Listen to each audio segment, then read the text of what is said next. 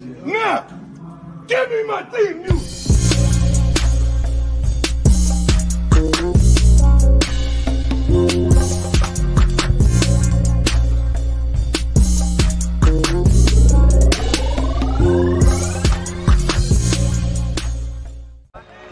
What's that? Welcome to the DY Proj channel. I'm your guy, DY Fly. What it do? Now, we are here in week 12, giving you the weekly power rankings. We'll get to that in a bit, but we're going to take a look at some of the matchups that we have this weekend, and where we have been so far, the standings and all that good stuff. But man, if you've been on Twitter lately, Twitter has been ablaze, especially after last weekend. I'm not gonna lie, I had a great weekend last weekend just watching the games. My Eagles played at I want to say maybe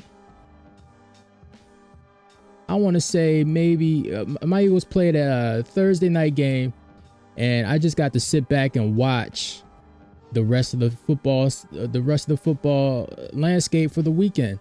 And look, Joe Burrow lost, which I'm always happy about. He's 4-7 this year. Everybody is feeling sorry for him, right? On Twitter, they're like, oh my gosh, Joe Burrow, he deserves better. Joe, please. No, his defense isn't stepping up. Oh, his coaches, they putting all the blame on everybody else, right? Now, Jamar Chase is still there. T. Higgins is still there. Chase Brown, he's a good running back, right? All his weapons. But I just want to remind everybody that last year, my quarterback, Jalen Hurts. It's my quarterback. That's right. Jalen Hitman Hurts. He was 10-1 at this same point last year with no help from the defense. We had the second worst defense in the league. People forget. And Jalen Hurts had this team at 10-1. We beat the Bills and we beat the Chiefs too. All right, we were 10-1. The coaches weren't helping. We got two coaches fired on both the offensive and defense, our defensive coordinators, and the play calling on both sides was atrocious, and we were still 10-1. Jalen Hurts had this team at 10-1, and nobody. And when the fallout happened, now people were questioning, oh, can Jalen Hurts do this? And nobody was feeling sorry for Jalen when that happened. In fact, my people try to get rid of my quarterback every other week when he doesn't play well. Or even when he does play well, even in the wins, they try to get rid of him. But you know, it's cool. Joe Burrow, he got more wins than he got more nicknames than wins. And people, you know, I'm just saying, you see what's going on. But Joe Burrow lost. It would, you know, I had to pick between the lesser of the two evils between Joe Burrow and Justin Herbert. Justin Herbert, somebody had to win, so Justin Herbert, he gets the dub. Trevor Lawrence, he's hurt, right? Get him out. Bum. The only thing that would have been great is if Patrick Mahomes won and beat the Bills, but it's okay. It's okay. But the landscape is shaking out, and we're getting to see who is I guess not for real, because there's only look, when I started doing this power rankings thing, it made me realize that there are a lot of bad teams in the NFL this year, like a lot, you know. And you know, I just want to say, did somebody just, what is this? Hold on.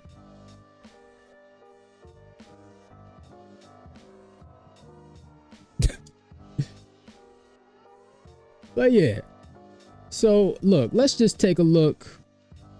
Let's take a look at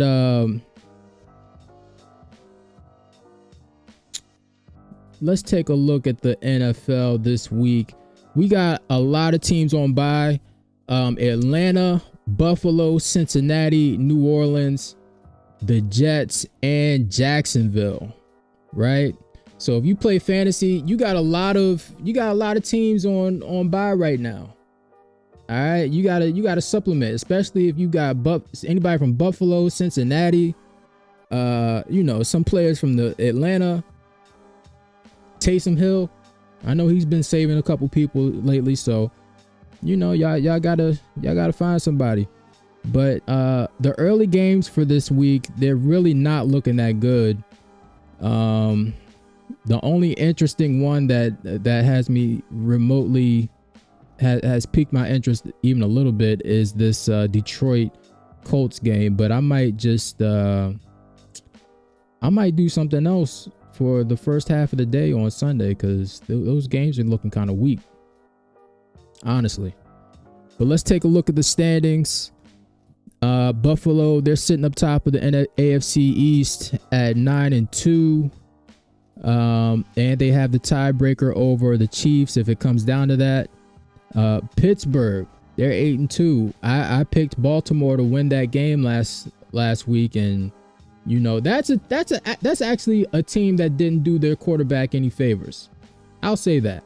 That's actually a team that didn't do their quarterback any favors. But they're 8-2. Baltimore's behind them at 7-4. The Houston Texans, I don't want to say it. I think CJ Stroud is good, but it looks like he is leaning on Nico Collins. Like, when they were leaning, when Nico Collins wasn't there,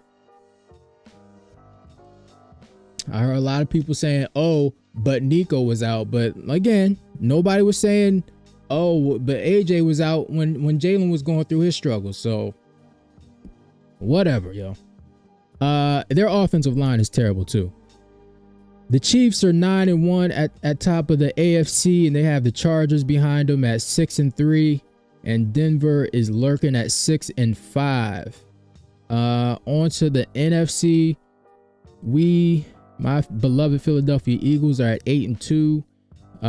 We just beat the Washington Redskins at 7-4. They're sitting at 7-4. Detroit Lions, they're 9-1 at the NFC in the NFC North, and they have, they're in a tough division with the Minnesota Vikings. They are 8-2, and Green Bay Packers, they're 7-3. So Atlanta in the NFC South, they're still up top. They are fraudulent as fraudulent can be. They are 6-5. And in the NFC West, the Cardinals are up top at 6-4. The Rams in Seattle, and the 49ers, they're right behind them at 5-5. So, I guess they might have a chance to pull away this weekend. We'll see how that goes, but we're going to start off with that NFC West matchup with the Cardinals and the Seahawks.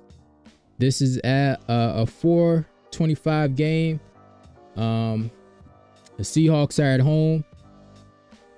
There's a 47.5 point game total on this, and the spread is in favor of the Cardinals by 1.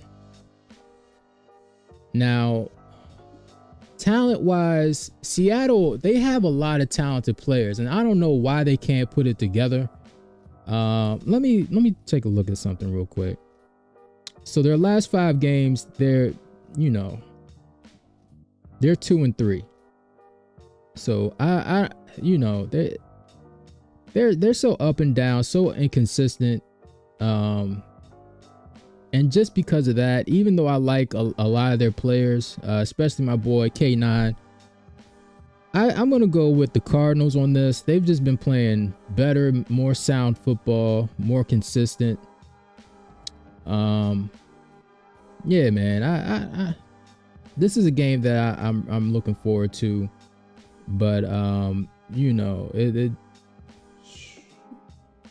don't know none of their players like that, but yeah, I'm gonna say the Cardinals, they're gonna pull this one out. I don't know the score, but I'll say they get the win. They got the dub, definitely. Let's go on to the 49ers versus the Packers. This is in Lambeau.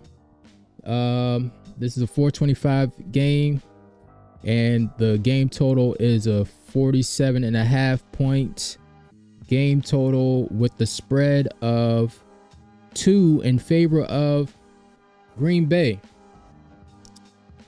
The 49ers, they're reeling right now. They might be feeling the Super Bowl hangover. I don't know if that's true or not, but they are definitely they are in spiral mode right now, and I think the Packers may have found something with Christian Watson. You know, they're 4-1 in their last 5 games. Then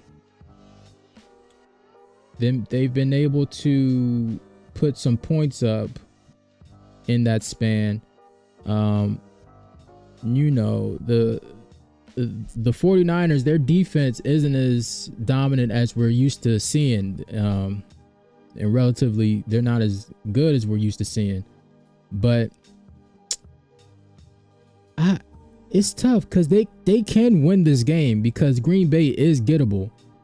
But I think this is around the time that Green Bay just starts getting hot, and I think Green Bay is going to pull this one out. I think it will be close as the spread says. It might go down to the wire. It says that Brock Purdy is questionable right now. So,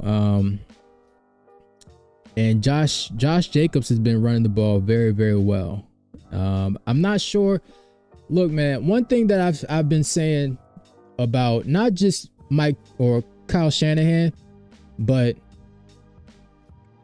the Kyle Shanahan tree. One thing about them is they do not give a shit about their players' health, okay? Why is, and I'll give an example in a minute, but why is Christian McCaffrey getting 100% of the snaps when he has 2 bad Achilles, not just 1, but 2, you know?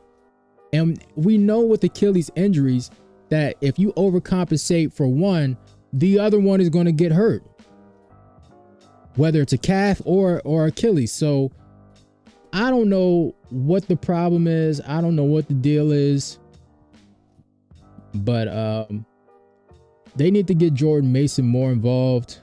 Jawan Jennings, he's just doing Jawan Jennings things. He's good. But yeah, man, even with the Kyle Shanahan tree, even with Sean McVay and Puka Nacua, I'm gonna put this on wax just so we have it. I think Puka Nacua, if they keep using him the way they're using him, he's not gonna be, in about 2 years, we're gonna be looking at retirement. In the next 2 years, we're gonna be looking at retirement speech for Puka Nacua, because I think he's gonna end up being like the Kawhi Leonard of the league. I think that knee issue is a real issue. Like, they can continue to roll him out. And you know, we're gonna see. Hopefully that's not true, because I like Puka, but he takes a lot of big hits, number one, and the way he plays is very violent. So we'll see. But I got the Packers winning this straight up. I don't know the score, but yeah, I think this has a chance to get ugly. If the defense doesn't show up for San Francisco, this has a chance to get ugly. So we'll see. My Eagles versus the Rams. Now, the Rams, this is a Sunday night game, and the Rams, they are 5-5, but they are 4-1 in their last 5 games. So they've been playing well. I think this is the definition of a trap game for the Eagles. So here's the thing, the Eagles, or the Rams, here's a couple things in their favor, right? They have a quarterback that's competent. They have a good running game, right? And Kyron Williams. They have 4 wide receivers that can get the job done. Cooper Kupp, Puka, Demarcus Robinson, and Tutu Atwell. So they can spread us out. So this will be a nice little test for our defense. And on top of that, they have a good play caller and schemer and Sean McVay. So I'm curious to see how our defense is going to hold up and respond. If there's going to be any adjustments to see. I think this is this one's going to sell me on Vic Fangio. Honestly, like the rest of these games, nah. This one, yes, and the next one with the Ravens. But this game, this will tell me if I fully bought into Vic Fangio or not. Now, I am of the belief that the players make Vic Fangio's scheme great, not necessarily him, if you feel me.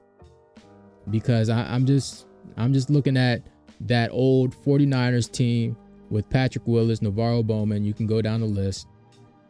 And then that Bears team that he had with Khalil Mack and my man from Baltimore Ravens that got traded over there. So that's where my mindset is. I think offensively for the Eagles, we just keep doing what we're doing. You know, Jalen Hitman Hurts. Jalen Hitman Hurts. It's my quarterback. That's right. They need to I want to see some consistency from Kellen Moore, and getting him some easy looks, some stuff going across the middle. We've kind of gone away from that. And keep running the ball. It looks like we found, we're going to take our shots whenever we can, but just keep running the ball.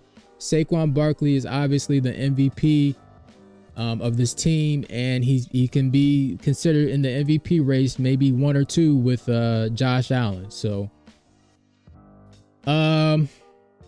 yeah, I like our chances. I'm gonna say this game will be. You see that it has a 48.5 game total, and we are favored by 2.5. The other thing is, in those past 5 games, the Rams, as hot as our defense has been, the Rams, they have been just as hot on defense. They've only been giving up about 20 points a game, and I think they're ranked 6th in the league. So, and they have the other Rookie of the Year candidate in Jared Verse, and they got some other pieces in there. So we're gonna have our hands full, I think, with this one. This is a definition of a trap game, and it's a Sunday night game. So and it's across the country. So we need to stay focused, keep our eye on the prize, but we need to take care of business. I think we will. 28-23 Eagles. All right. Last game, the Monday night game between the Baltimore Ravens against the Los Angeles Chargers. The Harbaugh Bowl, whatever you want to call it, between the two brothers. This is at SoFi Stadium. This is a 47.5 game total, or that was the open. It looks like it's got pushed up to 50. So, and it looks like the Ravens are favored by 3, which is interesting, I think, as well as the Chargers have been playing lately. But Lamar Jackson, his team let him down. He had a lot of drops, a lot of penalties. Defense giving up big plays. Yeah, man. Chargers, I'm not going to hate Justin Herbert. He looked like he was playing well last game. J.K. Dobbins, he's staying steady, keeping that game on track. The Steelers gave you the formula of we stopped the run. We gonna shut down the run last game, and they basically told They told the Steelers, or the Steelers told the Ravens, yo, your wide receivers, they're gonna have to make plays. And the Ravens receivers didn't do that. So I'm gonna say that this game, this is interesting. This is very interesting. So the Chargers are, yeah, they're 4-1 their last 5 games. And they've won 4 straight. I'm gonna say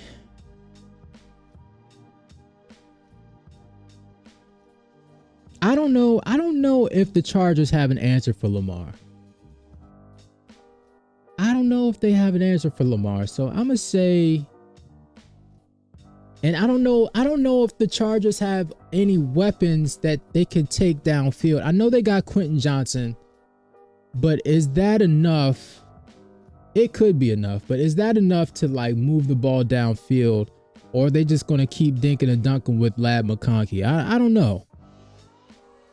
I don't know. This is across the country. The Ravens just lost, and Lamar's amazing after the Ravens lose. So I'm gonna stick with the Ravens. It's hard for me to pick against them, but you know I'm picking against them next week. So they better get this win. They better get this win. But yeah, let's take a look at the power rankings. All right. So we have the jobbers down here, the New York Football Giants, all these guys. They are jobbers. They are not to be taken seriously. These are teams that you can pad your stats against, you know? I think just looking at it, we can move these guys up. We can move the Chargers up. We're moving us up because I'm gonna explain this in a bit. We're gonna move the Ravens down to dangerous contenders. Need to see more Green Bay, Broncos,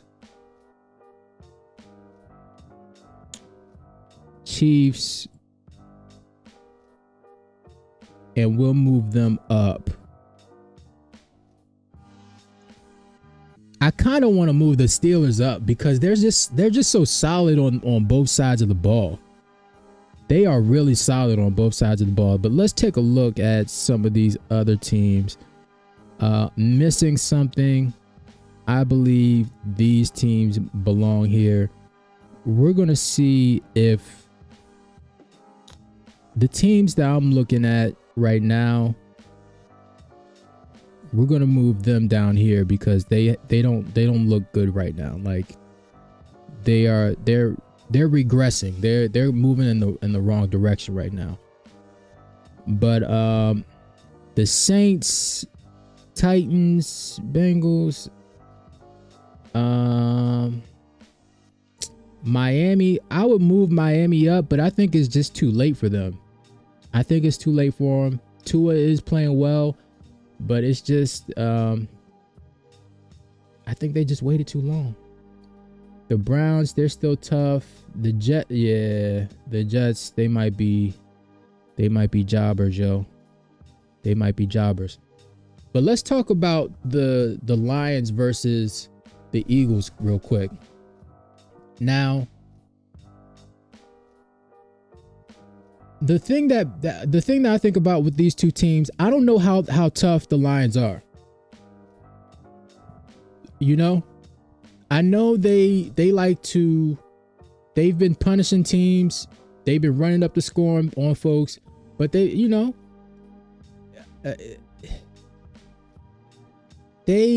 don't know how tough they are. And the reason why I say that, are they a finesse team or are they like a real tough guy team? And I know my defense, they are tough enough to punch you in the mouth and then see what you're made of. And it just brings me back, like, if you're old enough, if you remember when the Patriots and the Colts used to play each other every year. So, you know, the formula on the Colts for the Patriots was we're gonna rough them up, because the Colts, they were a finesse team. They had Marvin Harrison, Reggie Wayne, Adrian James or Joseph Adai at one point. You know, Dallas Clark. They had all these guys that could they had all these playmakers, whatever. But the Patriots was the one team that was like their kryptonite, that, yeah, okay, we see what you do with these other teams, but we're gonna punch you in the mouth and then let's see how you respond. And the Colts, like, damn near almost never responded. They responded maybe 1 year, and I think that was the year that Peyton won the Super Bowl. But like, are the Lions tough, or are they a finesse team? I'm curious to find out. And I think our defense has the pieces to match up with them very well. You know, whether it's Cooper DeJean on Amon-Ra St. Brown, whether it's our front seven versus their front seven, you know,